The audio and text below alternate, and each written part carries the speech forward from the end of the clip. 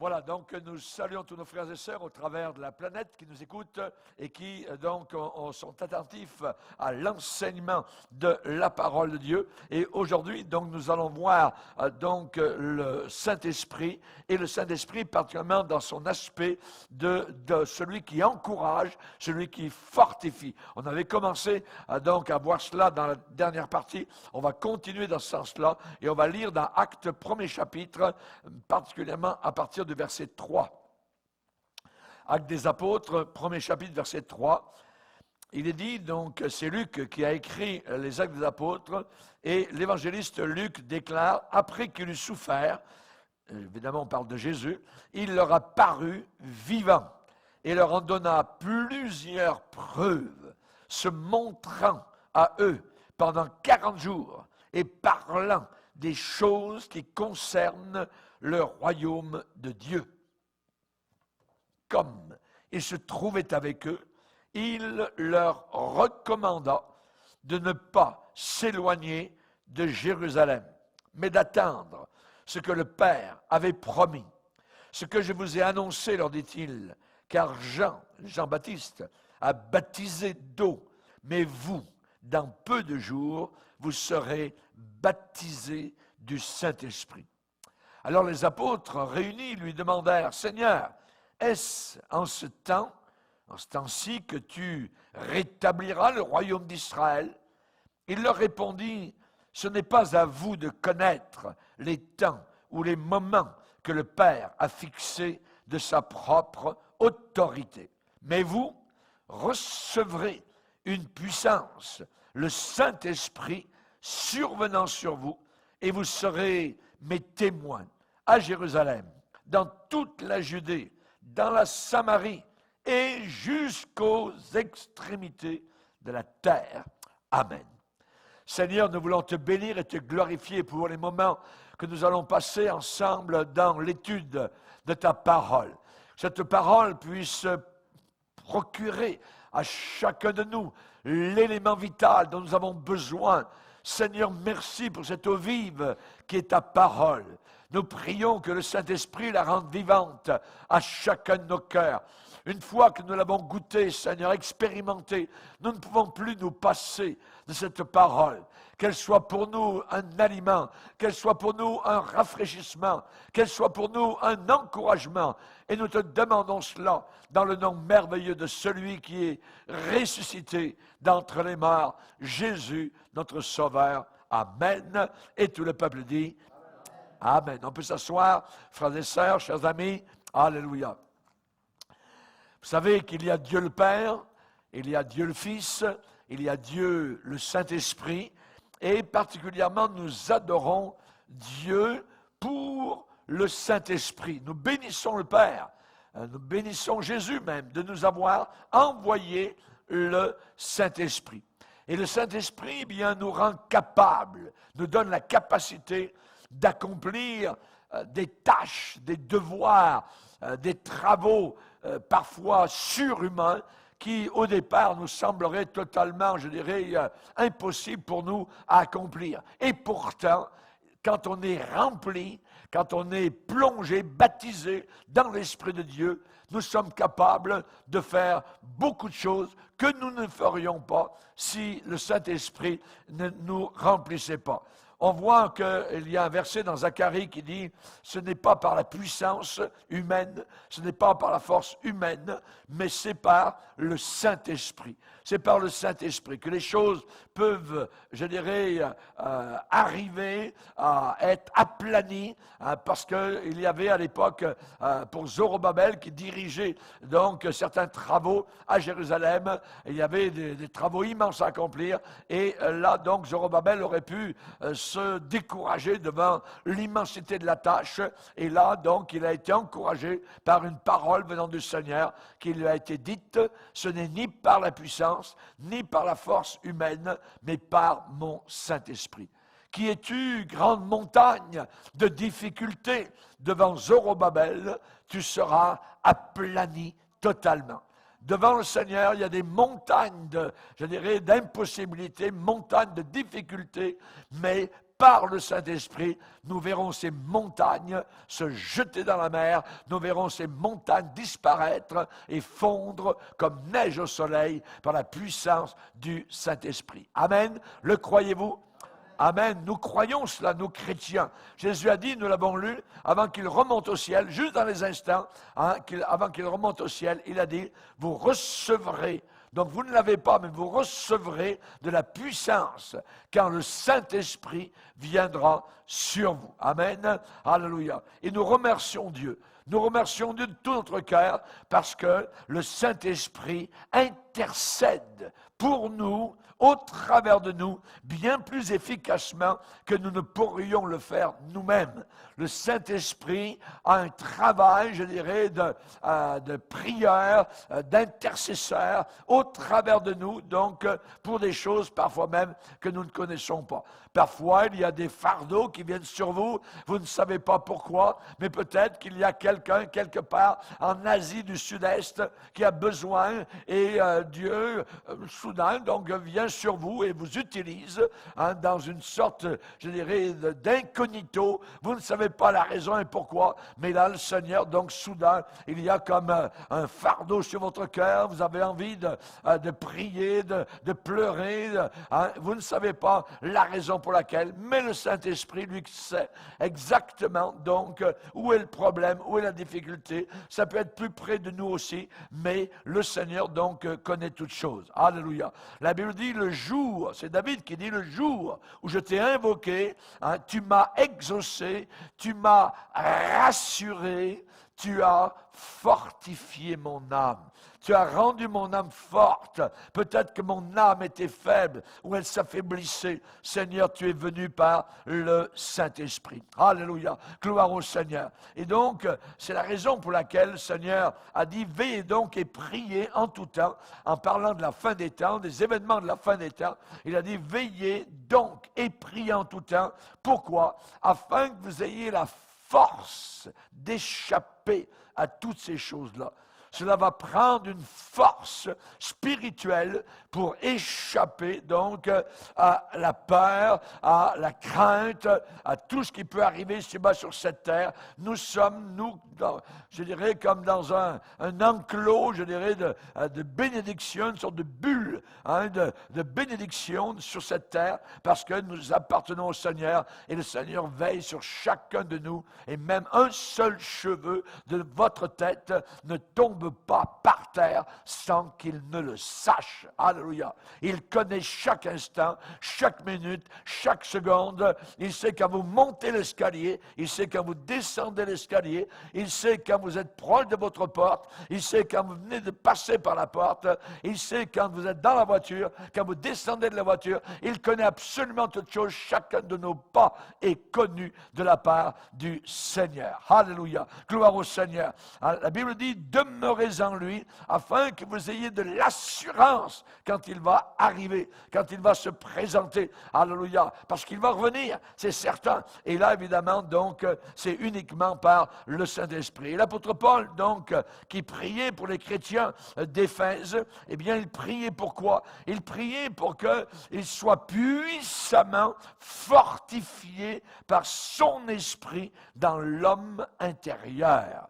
Donc, c'est une expression dans Éphésiens 3, 16, que le Seigneur donc nous fortifie, nous rendre forts puissamment, donc, dans l'homme intérieur. Comment, de quelle manière, par qui? Par le Saint-Esprit. C'est le Saint-Esprit, lui seul, qui est capable de nous rendre forts, de nous fortifier. Il y a certains chrétiens, parfois, qui ont aspiré à posséder une sorte de pouvoir politique, une puissance politique. Il y avait, il y a une certaine époque, un mouvement chrétien qui disait enrôlez-vous dans la politique, faites de la politique, et puis vous allez voir, ensuite vous allez arriver dans le gouvernement, vous allez être élu, puis là vous changerez les lois pour que les chrétiens puissent avoir une liberté. Jamais de la vie. Le monde dans lequel nous vivons est un monde satanisé. Hein? Et évidemment, donc, nous ne cherchons pas à faire de la politique. S'il y a quelqu'un qui voulait faire de la politique, c'est bien l'apôtre Paul, il aurait pu. Voyez, avec l'intelligence qu'il avait, hein, il a passé au travers de Corinthe, il a parlé à des grands bonnets, à Athènes, en Grèce, à Rome, ainsi de suite. Il n'a jamais voulu faire de la politique, jamais. Voyez, lui, ce qui l'intéressait, c'est qu'il voyait les gens qui étaient perdus et il désirait les voir sauvés, donc les voir entrer dans l'éternité au ciel. C'est cela qui l'intéressait. Et c'est là, évidemment, l'enjeu de notre présence sur la terre. Église de Dieu, nous sommes là, non pas pour faire de la politique, nous sommes là, au contraire, pour parler de Jésus, pour montrer aux gens le danger dans lequel ils sont, évidemment. Donc, nous ne sommes pas là pour leur dire particulièrement vaccin, pas vaccin, votez pour un tel, votez pas pour un tel. Non, non, non, non. Ça, notre combat n'est pas là. Nous ne voulons pas nous faire dériver donc vers ces choses-là. Les gens sont perdus s'ils n'ont pas Jésus. C'est aussi simple que cela. S'ils n'ont pas Jésus avec eux, ils sont perdus pour toute l'éternité. Et c'est là, je dirais, la cible de notre vie. C'est là le but de notre vie. Hein, et c'est là, évidemment, la raison pour laquelle nous sommes présents, l'Église de Dieu, ici-bas, sur cette terre. Amen. Alléluia. Gloire au Seigneur. Donc, nous devons nous laisser remplir de la puissance du Saint-Esprit. L'église de Philadelphie, eh bien, c'est une église où le Seigneur leur a parlé et leur a dit, parce que tu as peu de puissance. Ça veut dire tu as peu de puissance, tu as peu de, je dirais, de pouvoir politique, justement. Tu as peu de reconnaissance dans la ville, et ainsi de suite. Donc, il dit, voici, parce que tu as peu de puissance, pas beaucoup de puissance, mais que tu as gardé ma parole, tu n'as pas renié mon nom, j'ai mis devant toi une porte ouverte. Alléluia. Et que personne ne peut fermer. Ça, c'est autre chose. Avoir une porte ouverte, voyez, que personne ne peut fermer, même si on a peu de puissance. Nous ne cherchons pas, évidemment, à plaire à monsieur un tel, à madame un tel. Non, nous cherchons à plaire au Seigneur. C'est cela qui est le plus important pour chacun d'entre nous. Tu as peu de puissance, mais tu as gardé ma parole. C'est là la valeur. Ce que le Seigneur regarde, voyez, c'est si j'ai gardé sa parole. Alléluia. Merci Seigneur. Lisez avec moi dans le psaume 33 et le verset 13. Psaume 33, verset 13.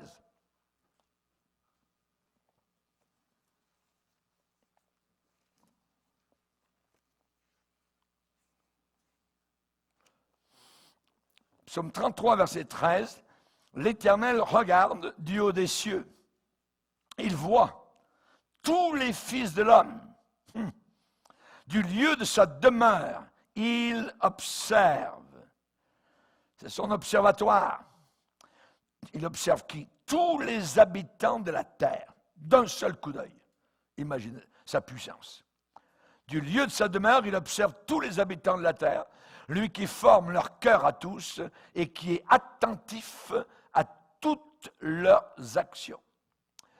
Et là ensuite, il va dire, au verset 16, ce n'est pas une grande armée qui sauve le roi. Ce n'est pas une grande force, on parle de force humaine, influence humaine, une force politique ou quoi que ce soit, qui délivre le héros. Le cheval est impuissant pour assurer le salut. Et toute sa vigueur ne donne pas la délivrance. Mais ensuite, il dit au verset 18, « Voici l'œil de l'Éternel et sur ceux qui le craignent, sur ceux qui espèrent en sa bonté, afin d'arracher leur âme à la mort et de les faire vivre au milieu de la famine. » Alléluia. Amen. Alléluia. Les faire vivre au milieu de la famine, les faire vivre au milieu de la contagion, les faire vivre au milieu des événements de la fin des temps, les faire vivre. Nous sommes dans la vie avec Jésus-Christ. Alléluia. Et nous y serons pour longtemps. Alléluia. Parce que notre vie est une vie éternelle. Alléluia. Donc on a besoin de la sagesse. On a besoin de la sagesse. Cette sagesse ne peut venir que par le Saint-Esprit. C'est le Saint-Esprit qui donne la sagesse dont nous avons besoin. Et on va voir un jeune homme qui vient de monter au trône d'Israël, et c'est son père David vient de décéder, et c'est Salomon qui va donc diriger tout le pays. Il se sent bien inadéquat pour diriger, prendre des décisions très, très importantes. Et là, qu'est-ce qu'il va demander au Seigneur? On va le voir. Donc, on va lire dans 1 Roi chapitre 3. 1 Roi chapitre 3.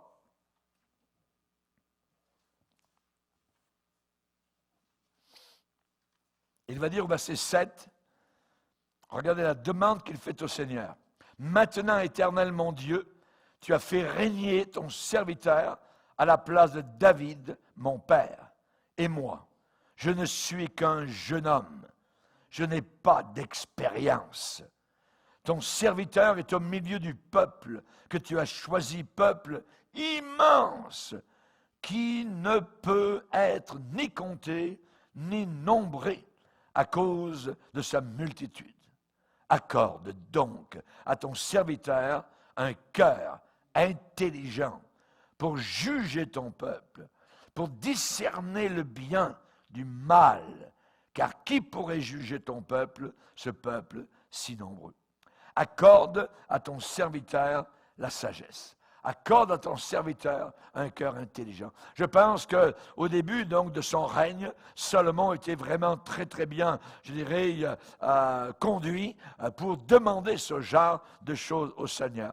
Et souvent, nous n'avons pas passé par ce chemin-là, le chemin dans lequel l'Église de Dieu est en train d'entrer. C'est un chemin de fin des temps, c'est un chemin bordé de buissons d'un côté et d'autre. Il y a des tractaires, il y a des pièges, et nous avons besoin absolument de la sagesse de Dieu. Seigneur, donne à ton Église la sagesse dont nous avons besoin dans ces derniers jours. Amen.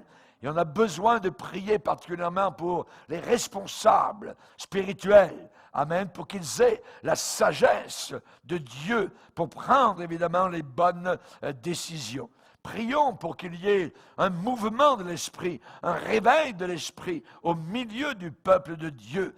Le cantique que nous chantons, c'est le feu du ciel. C'est le feu du ciel que nous voulons, Seigneur. Amen. Alléluia. C'est par le feu, c'est par la puissance de Saint-Esprit que l'Église de Dieu va aller de l'avant. Et c'est la raison pour laquelle on doit prier. Je bénis le Seigneur pour tous ceux. Encore, je parlais avec une dame qui est de France, qui vient de l'Est, nord-est de la France, et qui est des pasteurs. Il n'y a pas une seule journée où je ne prie pas pour vous. Des gloires au Seigneur. Merci. Continuez, ma sœur. Continuez à prier. J'ai besoin de prière. Et je bénis le Seigneur pour l'Église du Sentier, évidemment, qui prie donc pour moi et mon épouse. Que nous ayons toujours la sagesse de Dieu. Que nous ne puissions jamais nous détourner, jamais prendre un chemin, un sentier de biaisé. Absolument pas. Et c'est la raison pour laquelle la Bible déclare par rapport aux conducteurs, la Bible dit « Obéissez à vos conducteurs et ayez pour eux de la déférence, du respect, amen, et ensuite de prier donc pour ceux qui vous conduisent dans le Seigneur. Le Saint-Esprit, il est là pour nous fortifier. Envoie la puissance, Seigneur, sur ton peuple. Envoie la puissance pas politique, pas une puissance humaine, pas une puissance cérébrale, pas une puissance, je dirais, mondaine, mais la puissance de Dieu, la puissance du Saint-Esprit, la puissance d'autrefois, alléluia, celle que nous lisons dans les Saintes Écritures. Ouvre, Seigneur, les écluses, les fenêtres du ciel. Envoie la puissance sur tous ceux qui t'appartiennent. Envoie sur chacun d'entre nous des langues de feu, alléluia, qui brûlent en nous le péché, alléluia, amen. Purifie nos cœurs, nos âmes, mets en nous ta flamme, plonge-nous, Seigneur, dans le feu du Saint-Esprit. Et le Saint-Esprit, c'est lui seul qui peut nous fortifier. Jésus a dit, c'est l'Esprit qui donne la vie, la chair ne sert de rien. La chair, tout ce qui est charnel ne sert absolument à rien. Alors nous sommes fortifiés et nous devrions être fortifiés continuellement en cours de route par le Saint-Esprit. Fortifiés par le Saint-Esprit, Dieu ne veut pas un peuple faible. Dans toute la Bible, on nous ordonne à nous chrétiens d'être forts. Il y a un verset dans la Bible qui dit « Ton Dieu ordonne que tu sois fort. » Ton Dieu ordonne que tu sois fort. Dieu veut des chrétiens et des chrétiennes fortes. C'est le désir du Seigneur de pouvoir dire, comme l'apôtre Paul le disait, et il ne le disait pas avec orgueil, « Je puis tout par celui qui me fortifie. » Amen. Je puis tout par celui qui me fortifie, qui me rend fort. Alléluia. Et donc, tout à l'heure, on a lu dans Éphésiens 3,16, la prière de Paul, afin que nous soyons puissamment fortifiés par le Saint-Esprit dans l'homme intérieur. Dans l'homme intérieur. Parfois, nous sentons comme chrétiens, nous ressentons que, ouais, on est en train de s'affaiblir, on est en train de... Puis soudain, au cours de la journée, vous sentez que c'est comme si vous remontez, vous êtes comme porté sur des ailes d'aigle, amen, qui sont sous vous, alléluia. Et ça, c'est l'œuvre du Saint-Esprit. Et soudain, le Seigneur devient donc réel, un rayon de son amour descend de nouveau sur votre cœur, sur votre vie. Ça, c'est l'œuvre du Saint-Esprit. Il ne nous abandonne pas un seul instant. Il n'y a pas un seul instant où le Saint-Esprit nous quitte. Alléluia. Gloire au Seigneur. Alors, on est fortifiés. Nous devrions toujours être fortifiés par le Saint-Esprit. Le problème, c'est qu'il y a certains chrétiens qui n'utilisent pas la puissance que le Saint-Esprit a pour eux. Vous voyez, on ne l'utilise pas. Il y en a d'autres qui sont, qui ont le Saint-Esprit en eux, mais ils veulent attirer l'attention sur eux-mêmes et non pas sur le Seigneur. Voyez, nous ne sommes pas là pour attirer l'attention sur nous-mêmes, nous sommes là pour attirer l'attention sur le Seigneur, pour donner gloire à Dieu, tel que le psaume déclare, non pas à nous Seigneur, non pas à nous, mais à ton nom donne gloire. Alléluia. Non pas à nous. Alléluia. Gloire au Seigneur. Je pense qu'on devrait le marquer en gros ici en avant. Non pas non pas à nous, non pas à nous, voyez, mais à toi, Seigneur. Il est si grand, il est si puissant, il est si merveilleux. Alléluia, gloire au Seigneur. Donc, il y en a qui n'utilisent pas la puissance que Dieu leur a accordée. Il y en a d'autres qui veulent, avec cette puissance, attirer l'attention sur eux-mêmes. Et il y en a beaucoup qui essayent de porter leur fardeau par leur propre force. Et ça ne fonctionne pas. Ça ne fonctionne pas. Le fardeau va vous écraser. Il faut se décharger de nos fardeaux et les placer aux pieds du Seigneur. Ne prenez pas le fardeau sur vous-même, il va vous écraser. Mais placez-le, déposez-le aux pieds du Seigneur. Alléluia. Gloire au Seigneur. N'oubliez pas, ce n'est pas par la puissance humaine, pas par la force humaine, mais par mon Saint-Esprit, dit le Seigneur. Alléluia. Dieu veut que tous les chrétiens expérimentent cette force qui vient du Saint-Esprit, ce Saint-Esprit qui habite dans leur cœur. Alléluia. N'oubliez pas, la Bible dit aucune tentation, dans le sens aucune épreuve, aucune difficulté ne vous est survenue qui n'ait été humaine. Mais toute épreuve est humaine, toute tentation est humaine, voyez, et il ne faut pas se décourager. Et la Bible dit que Dieu ne permettra pas que nous soyons éprouvés, tentés, voyez, dans les difficultés, au-delà de ce que nous pouvons supporter. Il connaît notre point de rupture. Il connaît le point où ça casse, voyez. Donc, je parlais à quelqu'un hier qui, justement, dans une cour de quincaillerie, donc, m'a raconté comment l'année passée, il y en avait un qui est arrivé pour mettre des blocs de ciment dans son camion. Et puis, le gars disait, le propriétaire du camion, dit, oui, tu peux en mettre encore. Le devant du camion était rendu comme ça. Et puis, il dit, à un moment donné, il a commencé à en continuer, parce que c'est lui le propriétaire du camion. Il dit, oui, mais encore, il n'y a pas de problème. Puis à un moment donné, toc, les chocs ont sauté, voyez, tous les ressorts ont cassé, voyez, parce que c'était un point de rupture. Trop lourd. Et parfois, le Seigneur, eh bien, il connaît notre point où nous pouvons être chargés. un certain niveau où on ne peut plus en prendre, ou tout ça. Donc le Seigneur, ça dit, il ne permettra pas que nous soyons éprouvés au-delà de ce que nous pouvons supporter. Mais avec l'épreuve, il préparera aussi le moyen d'en sortir. Alléluia, gloire au Seigneur. Il y a une sortie, mon frère, il y a une sortie, ma sœur, à ta difficulté. Alléluia, le Seigneur le sait, mais il a promis que tu ne serais jamais éprouvé au-delà de tout ce que tu peux supporter. Alléluia, gloire au Seigneur. Dans Colossiens, premier chapitre, et au verset 11, on lit quelque chose d'intéressant. Colossiens, premier chapitre, verset 11.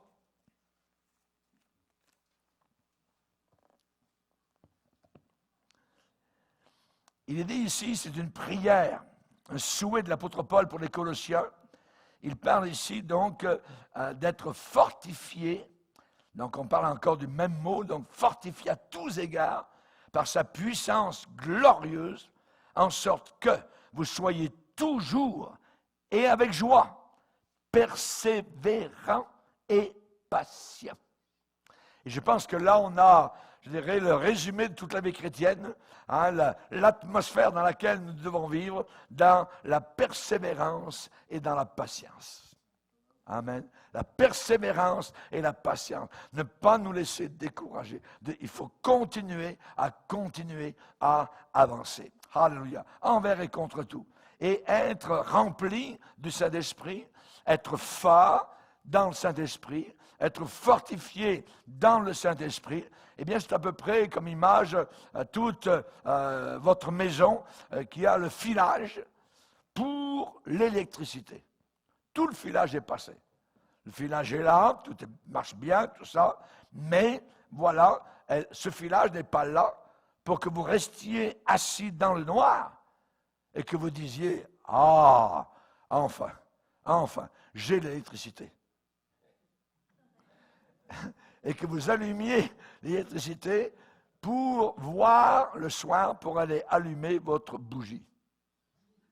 Retourner à l'ancienne vie, à la vieille manière. Alors, quand le Saint-Esprit, je dirais, quand le filage a été passé dans notre maison spirituelle, c'est pour que ça brille, pour qu'on l'utilise. Amen. Alors, quand c'est noir, il faut allumer. Alors, gloire au Seigneur. Il faut allumer la lumière. Il faut utiliser la puissance. Et dans les actes des apôtres, nous avons le modèle du Seigneur pour la bonne utilisation de la puissance du Saint-Esprit. Je pourrais vous donner un devoir, c'est de relire les actes des apôtres et de souligner le mot Saint-Esprit. Vous allez être étonnés. On va faire l'expérience, on va commencer juste avec les 2 premiers chapitres des Actes des Apôtres. Regardez. Actes des Apôtres, chapitre 1. Le verset 2, on nous parle de Jésus, où il est dit, après avoir donné ses ordres par le Saint-Esprit aux apôtres qu'il avait choisis. Ça veut dire que Jésus a donné par le Saint-Esprit, par l'intermédiaire du Saint-Esprit, par la force du Saint-Esprit, des ordres. C'est un commandant, notre Seigneur. Amen. Aux apôtres qu'il avait choisis. Ensuite, verset 5. Jean, baptisé d'eau, mais vous, dans peu de jours, vous serez baptisés du Saint-Esprit. Verset 8. Mais vous recevrez une puissance, de la puissance, le Saint-Esprit survenant sur vous. Un peu plus loin, verset 16. Hommes frères, il fallait que s'accomplisse ce que le Saint-Esprit, dans l'Écriture, a annoncé d'avance par la bouche de David, au sujet de Judas. Donc, on parle du Saint-Esprit. Au chapitre 2, verset 4, ils furent tous remplis du Saint-Esprit et se mirent à parler en d'autres langues selon que l'Esprit leur donnait de s'exprimer. Verset 17. Dans les derniers jours, dit Dieu, je répandrai mon esprit sur toute chair. Voyez, verset 18. Oui, sur mes serviteurs et sur mes servantes, dans ces jours-là, je répandrai de mon esprit et ils prophétiseront. Dans le sens, ils annonceront la parole. Un peu plus loin, au verset 33. Élevé par la droite de Dieu, il a reçu du Père le Saint-Esprit qui avait été promis et il l'a répandu. Hein? Donc, on voit, verset 38 encore, Pierre leur dit, repentez-vous, et que chacun de vous soit baptisé au nom de Jésus-Christ pour le pardon de vos péchés, et il parle là du baptême dans le Saint-Esprit, et vous recevrez le don du Saint-Esprit. Donc, on pourrait continuer et continuer, et vous allez voir comment le Saint-Esprit est très, très important donc, dans l'Église primitive, et il doit l'être aussi dans l'Église de la fin des temps. Amen. Donc, voici notre modèle. C'est là notre modèle que nous avons, la puissance du Saint-Esprit dans les premiers chrétiens. Qu'est-ce que ça procurait? Ça faisait quoi? Ils avaient, premièrement, des vies bonnes et des vies propres, des vies pures. Voyez, dans une civilisation gréco-romaine qui était reconnue pour être une civilisation de crimes et de corruption et d'impureté. Donc, premièrement, si on est rempli de cet esprit, on doit avoir une vie propre, on doit avoir une vie bonne, une bonne vie.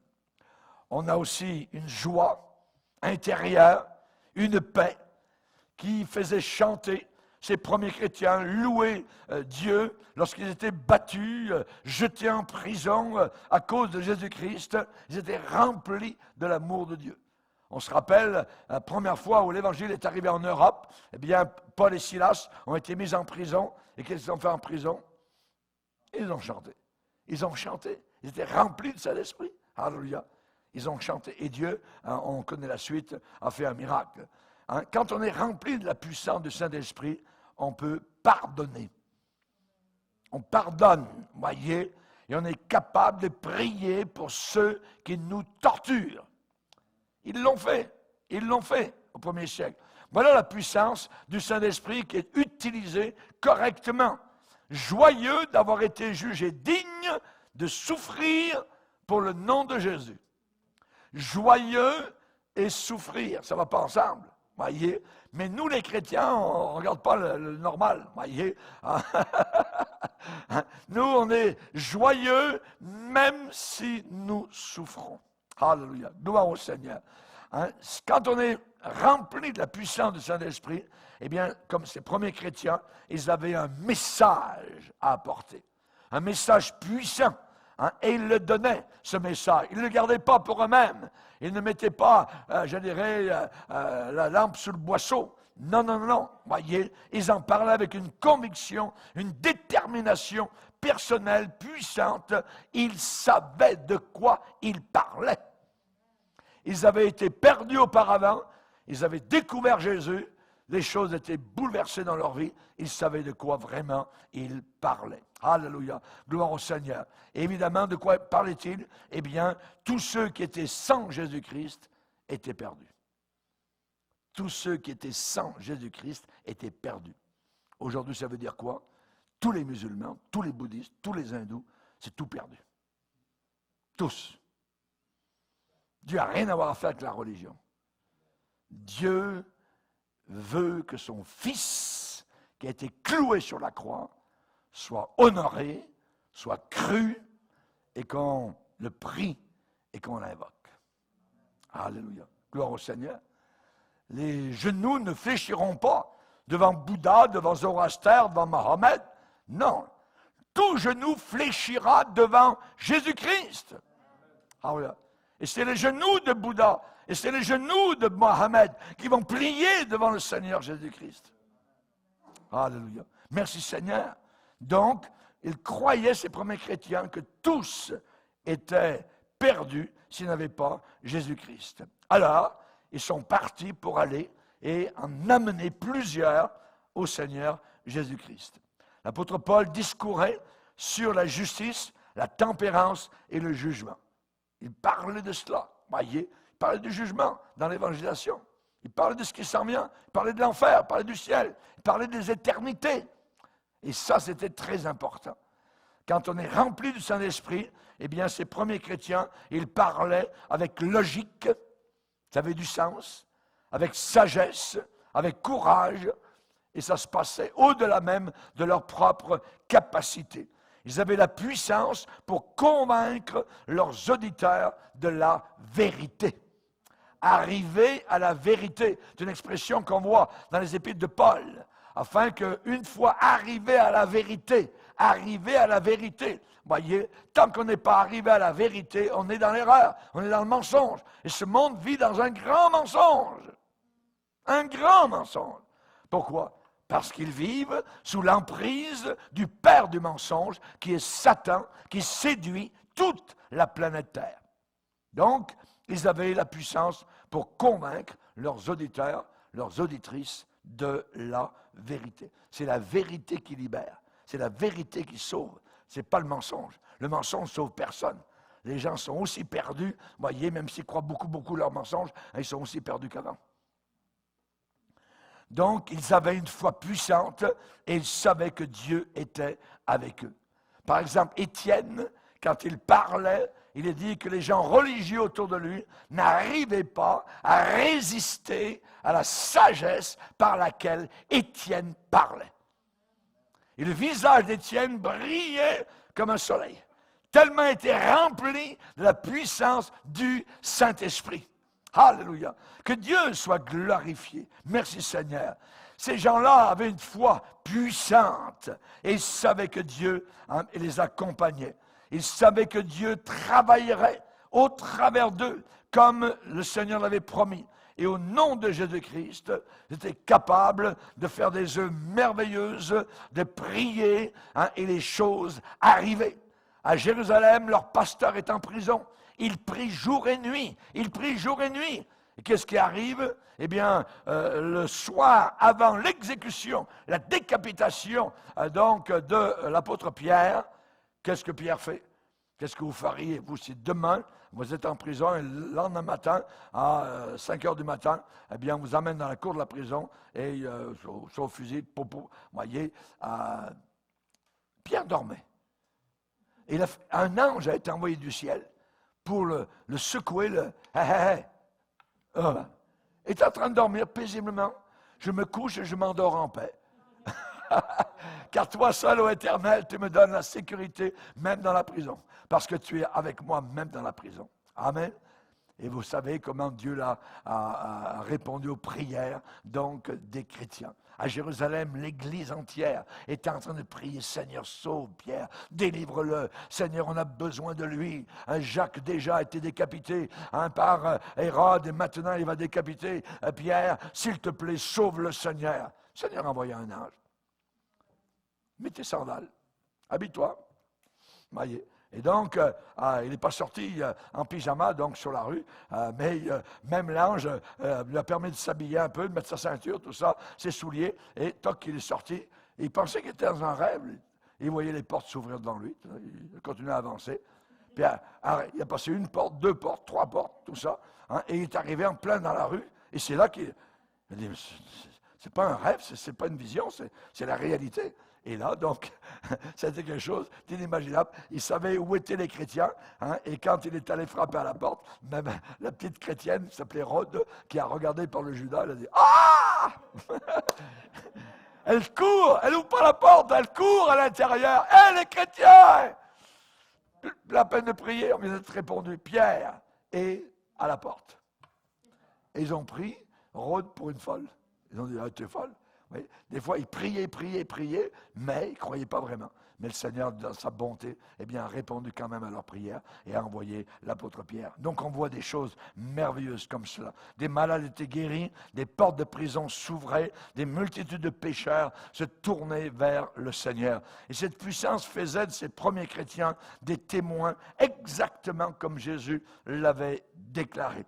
Ils avaient de l'assurance, ils avaient une mission à accomplir, ils avaient un désir urgent de parler de Jésus à leurs voisins. Jésus a dit, le Saint-Esprit viendra sur vous et vous serez mes témoins. Pas les témoins de Jéhovah, voyez, mais des témoins de Jésus. Alors, les témoins de Jéhovah ne croient pas à Jésus, ils croient que Jésus est un ange, c'est tout. Nous croyons que Jésus est Dieu. Alléluia. Jésus est Dieu, c'est le Créateur. Alléluia. Il y a des gens qui disent, Jésus, c'est un bon exemple. Oui, c'est un grand prophète. Oui, c'est une niaiserie. C'est insensé. Jésus-Christ est Dieu. Alléluia. Il est le créateur des mondes, des univers. Alléluia. C'est lui qui est venu, il s'est rapetissé comme un petit homme. Alléluia. Un homme, un philosophe, des gens qui pensent que Jésus est un grand philosophe. Oh, c'est un grand philosophe, vous voyez. Est-ce qu'un philosophe maudit un figuier? Et le lendemain, il est tout sec. Est-ce qu'un philosophe va ressusciter une jeune fille qui est morte? Est-ce qu'un philosophe va entrer dans un cimetière et dire « Ouvrez le tombeau! Lazare, sort! » Un philosophe fait ça? Un grand homme? Vous voyez? Non, non, il est Dieu! Il est Dieu en chair, notre Sauveur. Et les premiers chrétiens étaient prêts à aller jusqu'à la mort parce qu'ils parlaient de Jésus et quel que soit le prix à payer, ils n'avaient aucune crainte, aucune peur, rien ne les arrêtait. Et bien même leur sang coulait, ça n'avait absolument whatsoever, donc aucun effet sur leur cœur. Alléluia. Le courage, l'amour, une grande vision, une consécration totale à Jésus-Christ les faisait aller de ville en ville, de pays en pays. Ils étaient déterminés à apporter la bonne nouvelle du salut à tout homme, toute femme, tout enfant dans leur monde. Alléluia. Voilà le modèle que nous avons, les Actes des Apôtres, le modèle de puissance de l'Église primitive. Et leur puissance, elle venait parce que le Saint-Esprit les remplissait. Vous serez mes témoins. Alléluia. Vous serez mes témoins. Et le Saint-Esprit travaillait au travers de eux. Ce qu'il faisait, c'était quoi? C'était simplement un débordement naturel de la vie du Saint-Esprit dans leur cœur. David avait dit, ma coupe déborde. Tu oins d'huile ma tête et ma coupe déborde. C'est le débordement qui va faire le travail autour de nous, là où nous sommes. Les gens vont nous passer pour des fanatiques, voyez. Mais si vous lisez les Actes des Apôtres, vous allez voir, c'était des fanatiques dans ce sens-là, voyez. Et ils parlaient de Jésus, ils n'avaient aucune crainte, aucune peur, voyez. Parce qu'ils voyaient les personnes autour d'eux perdues. Alors en enfer. Et c'est terrible. Ma coupe déborde. La Bible nous parle de leurs expériences en détail, parce que c'est le modèle. C'est le modèle pour tous les chrétiens dans tous les siècles. Je vais vous poser quelques questions. D'après vous, quels étaient les résultats de la puissance du Saint-Esprit dans les premiers chrétiens? Est-ce que c'était la peur ou la foi? Amen. Est-ce que c'était le message qu'ils avaient à rapporter ou leurs soucis personnels? Le message. Amen. Est-ce que c'était le courage ou bien c'était vouloir être populaire parmi les gens? Le courage. Amen. Est-ce que c'était, je dirais même, les guérisons, leur but, ou bien la vision des âmes perdues? Vision des âmes perdues, exactement, voyez. Est-ce que c'était l'argent ou les conversions? Les conversions, alléluia. Il n'y a pas de plus grande joie que de voir quelqu'un qui est converti à Jésus-Christ. Ça réjouit votre cœur parce que vous lui avez parlé du Seigneur et ça réjouit le ciel. Alléluia. Il y a plus de joie là-haut dans la gloire, amen, même devant les anges de Dieu pour un seul pécheur qui se repent. Gloire au Seigneur. Merci Seigneur. Est-ce que c'était l'amour de Dieu ou bien la gloire des hommes? Êtes bien vus. L'amour de Dieu. L'amour de Dieu. Alléluia. La promesse de la puissance. La promesse de la puissance. Amen. Alléluia. Gloire au Seigneur. Dieu te veut puissant, ma sœur. Dieu te veut puissant, mon frère. Alléluia. Et Jean-Baptiste a promis que Jésus-Christ allait les baptiser avec le Saint-Esprit et avec le feu. Alléluia. Et souvent, les premiers chrétiens, même il n'y a pas très longtemps, il y a juste 30, 40 ans, 50 ans, quand on arrivait dans les églises, particulièrement, on saluait tout ça, brûles-tu mon frère? Alléluia.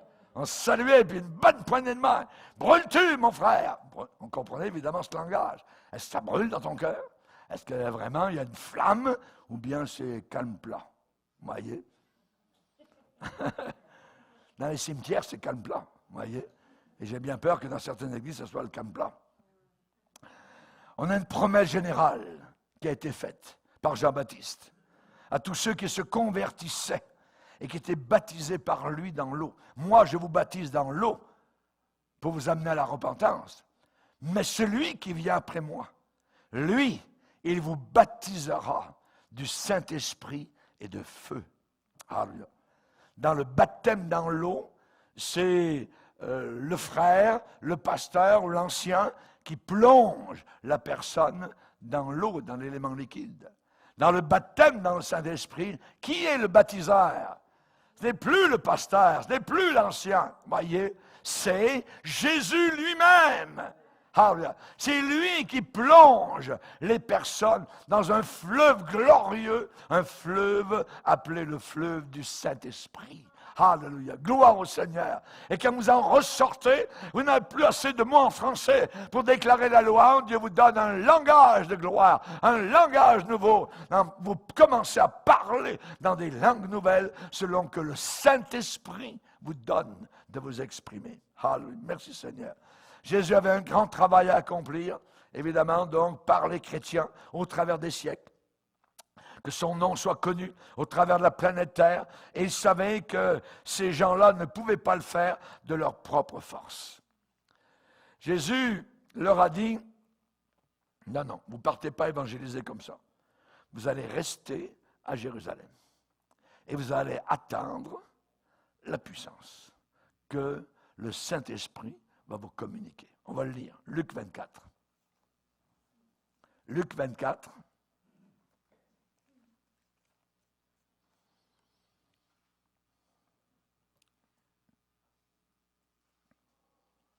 Verset 46, Luc 24, verset 46, et il leur dit ainsi, il est écrit, que le Christ souffrirait et qu'il ressusciterait des morts le 3e jour, et que la repentance et le pardon des péchés seraient prêchés en son nom à toutes les nations, à commencer par Jérusalem. Et regardez bien ce qu'il dit. Vous êtes témoins de ces choses. Et voici, j'enverrai sur vous ce que mon Père a promis. Il parlait du Saint-Esprit. Mais vous restez dans la ville jusqu'à ce que vous soyez revêtus de la puissance d'en haut. Donc il leur a dit, ne partez pas évangéliser, mais restez dans la ville jusqu'à ce que vous soyez revêtus. Comme un vêtement que l'on revêt, la puissance de Dieu devait descendre le jour de la Pentecôte sur ses 120 disciples et les revêtir de force et de puissance. Alléluia. Merci Seigneur. Et c'est ce que Jésus a dit dans Actes 1er chapitre. Regardez. Tellement cela est important. Verset 4. Actes des Apôtres, 1er chapitre, verset 4. Comme il se trouvait avec eux, il leur recommanda de ne pas s'éloigner de Jérusalem. Voyez, ne partez pas, ne vous éloignez pas de Jérusalem, mais d'attendre ce que le Père avait promis, ce que je vous ai annoncé, leur dit-il, car Jean a baptisé d'eau, mais vous, dans peu de jours, et donc c'était 10 jours plus tard, dans peu de jours, vous serez baptisés du Saint-Esprit. Nous avons là donc le baptême dans le Saint-Esprit. Le baptême dans le Saint-Esprit, ce n'est pas le salut, c'était des gens sauvés. Ils avaient prié. Depuis 10 jours, ils priaient. Ils ne sont pas partis, ils ont obéi, ils ont cru, ils sont allés, donc particulièrement dans la prière, salle de prière, pendant 10 jours. Ils attendaient. Comme je te l'avais dit, dans peu de jours, vous serez revêtus, vous serez baptisés, plongés dans le Saint-Esprit. C'est arrivé le jour de la Pentecôte. Ces 120-là étaient des chrétiens. Par exemple, le mouvement baptiste nous dit que ces gens-là ont été sauvés là. Ils ont reçu le salut là, le jour de la Pentecôte. Jamais de la vie. Les païens ne prient pas pendant 10 jours de suite. Vous avez vu des païens prier pendant 10 jours? Voyez, jamais. Ils étaient déjà sauvés. Mais ils attendaient le baptême dans le Saint-Esprit. avec, ils ne savaient pas quoi, et ils l'ont su. Et il y a eu donc un vent impétueux qui a rempli le lieu où ils étaient. Ensuite, il y a eu un bruit immense au travers de ce vent, le rouage de Dieu qui est le souffle du Saint-Esprit qui est venu. Et sur chacun d'entre eux s'est posée une langue de feu. Pas un petit bout de flamme comme on voit donc dans les imageries, Cato, ainsi de suite, une petite flamme ici, c'est pas ça. La flamme était plus haut qu'eux et plus bas qu'eux. Ils sont devenus des flammes eux-mêmes. Et l'apôtre Pierre devint une petite servante incapable de dire « Oui, j'appartiens à Jésus. Oui, je connais Jésus. » Eh bien, ce même Pierre qui avait trahi Jésus va se retrouver devant une foule immense à Jérusalem et va leur pointer le doigt, son index, en disant « Vous avez cloué le Seigneur de gloire. » Il est rempli, il est renouvelé, il n'a peur de rien du tout. Le Saint-Esprit lui donne la force, l'énergie, l'assurance dont il avait besoin. Merci Seigneur. Il n'a plus jamais renié le Seigneur Jésus. Il nous a écrit 2 merveilleux épîtres qui sont formidables. J'aimerais vous dire, mes frères et mes sœurs, pourquoi vivre sans nos privilèges? Pourquoi vivre sans la puissance du Saint-Esprit? Pourquoi ne pas laisser le Saint-Esprit prendre le plein contrôle de nos vies? Pourquoi ne pas, nous garder sur la crête de la vague? Alléluia. En tout temps. Alléluia. On peut rester, la tête en dehors de l'eau. Ne crains pas la tempête, mon frère. Alléluia. Oui, prends tout, Seigneur. Prends tout, Seigneur. Tout est à toi. Ma vie t'appartient. Alléluia. Dans la tourmente, le Saint-Esprit va nous donner sa force. Dans des temps décourageants, le Saint-Esprit va nous soutenir. Le Saint-Esprit va nous relever. Il va nous donner de l'espoir. Il va nous donner de la foi. Il va nous aider à vaincre. Si vous écoutez continuellement ce monde, vous allez vraiment être piteux. Ça va être terrible. Qu'est-ce qui arrive, tout ça? Mais jamais de la vie. Jamais de la vie. On a goûté les puissants du siècle à venir.